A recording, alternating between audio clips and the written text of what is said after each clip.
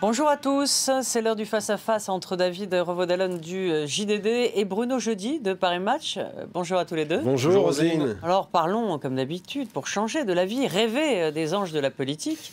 Ça avait bien commencé pour Fillon, qui a été élu aux primaires contre toute attente, puis il s'est emmêlé les pinceaux avec sa réforme de la sécurité sociale et le baiser de la mort de Bachar el-Assad dimanche dernier, l'accusation de sa complaisance avec Poutine et puis le reproche de mélanger, dans le fond, conviction politique et religion. Il avait dit ça aux 20h, je suis humaniste et chrétien.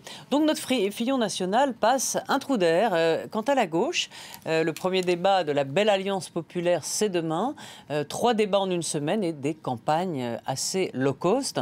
Donc on va comparer dans quelques instants de sondages, parce que dans le fond, cette campagne, elle tourne un peu en rond, on ne sait pas trop quoi dire. Donc on se jette, comme la vérole sur Baccarat, sur le premier sondage qui arrive.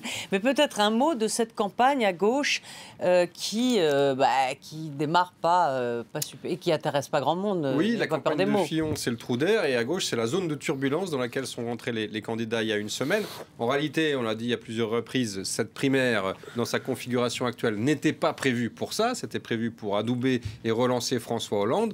Manque de chance, Hollande n'est pas là, et donc on se retrouve avec un scénario apocalyptique, parce qu'on a moins de 3 semaines pour faire campagne, avec des candidats qui débarquent comme Valls et Payon, qui à l'évidence n'étaient pas prêts, et contrairement à ce qu'il avait dit à la une du journal du dimanche, David. Contrairement à ce qu'il nous avait affirmé, mais on n'est pas toujours, obligé de croire les candidats, mais c'est vrai, vous avez raison.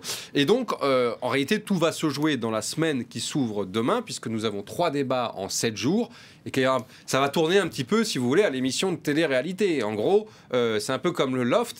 Les téléspectateurs vont voter et à la fin, il en restera plus qu'un. Je ne compare pas le futur candidat du PS à Loana, mais si on en croit les sondages, il n'arrivera qu'en 5e position à la présidentielle. Pourquoi on se moque des primaires de la gauche on ne s'est pas moqué des primaires de la droite. Pourquoi on est tous grinçants? Bonne question, Roselyne. Je crois qu'on ne les prend pas au sérieux parce qu'au fond, c'est sans doute aussi un peu ce qui doit se passer chez l'électeur de gauche qui, lui, a envie de voter à cette primaire. Et il y aura peut-être plus de votants qu'on ne le dit. En tous les cas, c'est ce que prédisent les sondages. Je crois d'abord que, en fait, cette primaire, pour l'instant, elle se résume à désigner le 5e du quintet de la présidentielle. Parce qu'aujourd'hui, force est de constater que le candidat socialiste qui pourrait sortir cette primaire, il n'est pas en mesure d'être devant les candidats alternatifs de la gauche, que sont Jean-Luc Mélenchon sur la gauche, donc ça va être et Emmanuel Macron sur la droite de la gauche. Donc, en gros, on est en train de désigner le meilleur loser, quoi. Donc c'est un petit peu ça qui fait que, effectivement, il y a un peu de bashing contre cette primaire. C'est dommage, parce que ça reste quand même un processus intéressant. Il n'y a pas beaucoup d'idées. C'est aussi ça un petit peu la difficulté. Il y a peut-être et Fillon qui s'érode un peu, Fillon, il s'érode du nez. Non, moi je pense qu'on en fait sans doute Donc d'abord, premièrement, c'est toujours difficile pour le favori. Le mois de janvier est souvent difficile pour le favori de la présidentielle. Alors, tous les favoris ont été frappés par souvent, François Hollande en 2012, en janvier 2012, ça se resserre avec Nicolas Sarkozy. Il doit reprendre un peu en main sa campagne. D'ailleurs, il avance son fameux discours du Bourget. David avait bien décrit cette situation. Donc au fond, François Fillon se retrouve dans cette période. Vous ne vous faites pas de soucis pour François Fillon? Non, moi je me fais plutôt un souci sur un point. C'est ce qui est intéressant dans les sondages. Il y a plusieurs choses intéressantes dans le sondage. C'est qu'on voit qu'il a vraiment un gros travail à faire auprès des couches populaires. 8% des ouvriers sont prêts à voter pour François Fillon, 50% pour Marine Le Pen. Mais c'est pas seulement les ouvriers, c'est aussi les couches populaires. Il dégringole. Il a perdu la moitié de son capital dans les couches populaires. Et puis il y a un petit problème quand même avec les électeurs de Nicolas Sarkozy en 2012. Bon, ça s'érode aussi un petit peu à ce niveau-là. Donc, je pense que François Fillon doit mettre vraiment du ciment à droite pour bien agglomérer les familles juppéistes, sarkozystes, le mérite. Bon, on sait que c'est un travail difficile et notre sondage y montre ça parce que du coup, Marine Le Pen, elle... Et justement, alors donc ce sondage fiducial, donc pour IFOP fiducial pour iTélé et puis Paris Match, donc on va le voir tout de suite. Il y a 3 hypothèses. On en a choisi que 2. L'hypothèse Valls, dans un premier temps. Bon, sachez que toutes les hypothèses, c'est Valls qui est en tête. Donc voilà, eh bien c'est Marine Le Pen en tête, et puis donc Manuel Valls qui est en tête de la primaire socialiste. Ensuite François Fillon, Emmanuel Macron, Jean-Luc Mélenchon 12, Valls 10, 5, et puis François Bayrou 6, présente 5. Je voudrais qu'on voit la deuxième hypothèse, donc l'hypothèse Montebourg. Donc Valls, c'est ce que je disais, est toujours en tête chez les socialistes, puisque Arnaud Montebourg ne ferait que 5,5, et toujours Marine Le Pen, 26,5, et François Fillon, 24,5. Donc, j'attends vos commentaires, messieurs. Pour l'instant, c'est Marine Le Pen, le fameux plafond de verre, aujourd'hui. Oui, il est franchi. On en revient à la situation d'avant la désignation, finalement, où Marine Le Pen était grosso modo en tête dans cette configuration. François Fillon a bénéficié logiquement de la dynamique de la désignation. Et puis là, c'est vrai qu'il y a le trou d'air. Au-delà de ça, il y a quand même, au-delà de cette traditionnelle séquence difficile pour les favoris, il y a quand même des problèmes spécifiques à Fillon, que sont évidemment la capacité à tenir son programme pendant la campagne présidentielle, le même programme qu'il a eu pendant la primaire. Vous parliez de la référence... Marine Le Pen, quand même, là. Enfin, pardon. Oui. Non, mais la question, c'était vraiment sur... regardez, oui, mais justement, c'est-à-dire que la capacité qu'il a, ou l'incapacité qu'il a à convaincre les électeurs qu'il tiendra bon, eh bien, justement, ce problème-là, je dirais, redonne un peu de lustre à Marine Le Pen qui, on le voit, n'avait pas mené campagne pendant les derniers mois, qui rentre à peine en campagne ce mois-ci et qui donc se réinstalle quasiment mécaniquement dans la position de la favorite. Tout l'enjeu pour Fillon, c'est justement de maintenir son analyse qui est il y a une demande de radicalité, de rupture avec la droite quand elle revient au pouvoir. Donc c'est justement cette capacité. C'est très important pour François Fillon de tenir là-dessus. Il doit, et on voit bien que, y compris dans son camp, certains l'incitent à lâcher un peu, à revoir une partie de son programme économique. On a entendu Laurent Wauquiez, dont on se demande à l'arrivée s'il a vraiment envie que François Fillon gagne. Ça, c'est un autre problème. Mais il y a aussi, regardez, la polémique sur le cumul des mandats. Il ne veut pas lâcher. Je pense qu'il a raison.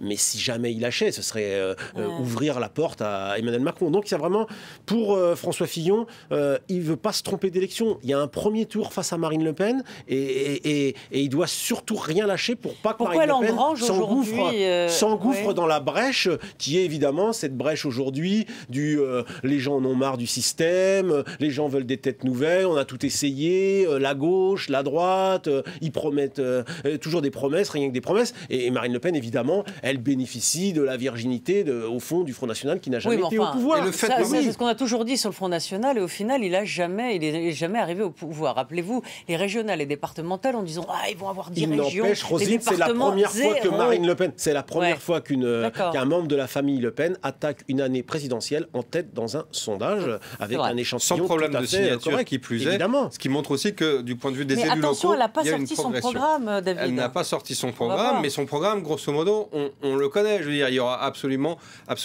pas de surprise. Je reviens un peu sur ce que disait Bruno. C'est pour cela que ce que vous citiez, cette offensive de François Fillon sur le terrain des valeurs religieuses, qui est quand même une première en France. C'est la première fois qu'un candidat ouvertement va si loin dans l'affirmation de sa conviction, en l'occurrence catholique. Eh bien, c'est évidemment là aussi, je dirais, un élément Bayrou l'avait fait, mais il l'avait pas lié à la politique.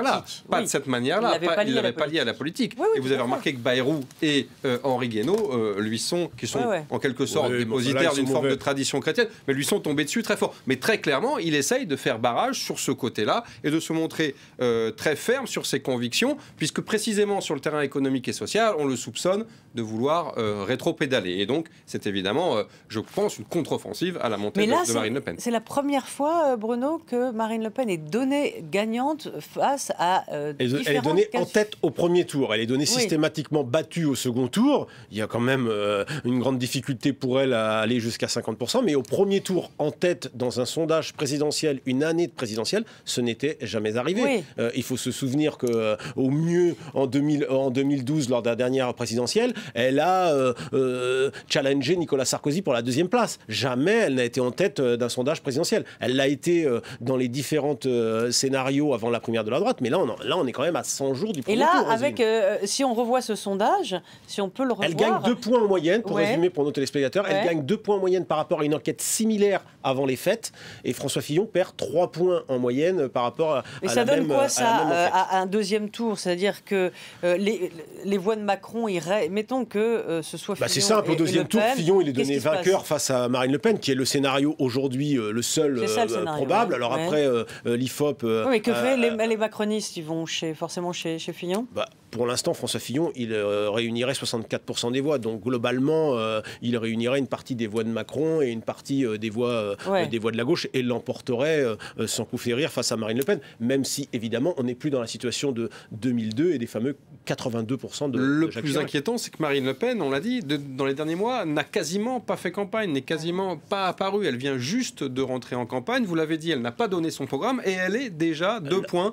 Elle n'a pas donné son programme, mais on entend Florian Philippot nous faire une petite musique sur le thème tout pour l'assistanat, il attaque Fillon sur la casse sociale. En gros, c'est quasiment le programme de Jean-Luc Mélenchon, au moins sur la dimension économique et sociale. Sur la sortie de l'euro, il y a le référendum, mais il y a ces histoires de deux monnaies. Ça va être d'un pratique entre l'écu et puis une monnaie...